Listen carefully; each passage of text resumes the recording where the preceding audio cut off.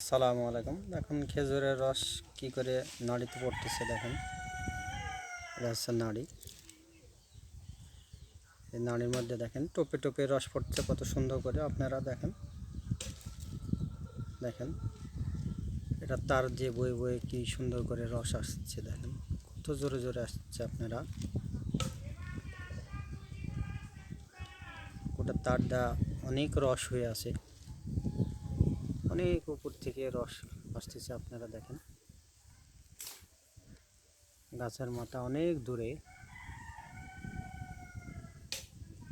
ওই যে দেখেন কত দূর থেকে রস আস্তে আস্তে আস্তে আস্তে তার বয়ে নাড়িতে চলে আসতেছে। দেখেন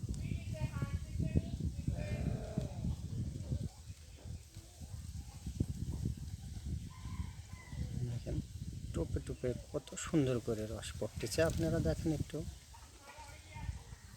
টাটকা ফলের রস যাকে বলে।